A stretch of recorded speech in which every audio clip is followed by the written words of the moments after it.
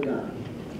As of the 21st century, the U.S. has become increasingly dependent on foreign oil to meet our enormous energy demands.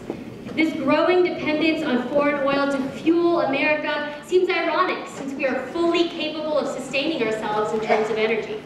So why should the U.S. continue spending our country's money on foreign oil when we know that we have 407 billion barrels of oil trapped in onshore petroleum reservoirs?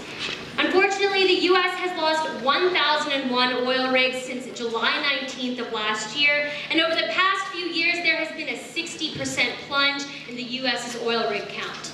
So you might be asking, why is this even happening?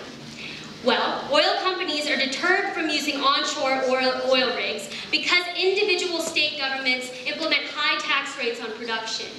On top of these taxes, the eco-friendly techniques used to recover onshore oil, also known as EOR, or enhanced oil recovery techniques, are also expensive.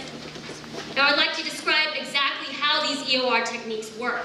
The most effective and commercially feasible EOR technique currently being used is known as CO2 injection. Essentially what occurs is that CO2 is injected into a well, and at certain pressures it dissolves in the oil, reducing its viscosity, increasing its volume, making it easier for the oil to flow to the producing well.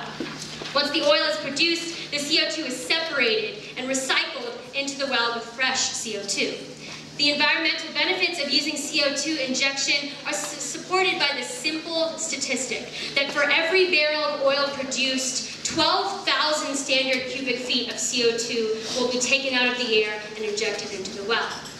My proposal incorporates a three-step process to combat the issue of high taxes.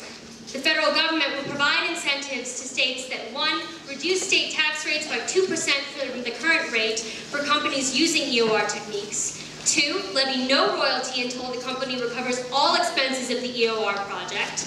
And 3, allow the Department of Natural Resources to work with the companies involved to negotiate a royalty rate that falls between 5 and 15%. Though my proposal gives oil companies greater accessibility to states' onshore oil rigs, it also works to encourage more eco-friendly production techniques within these companies. And I would be happy to discuss the environmental benefits of this proposal during debate.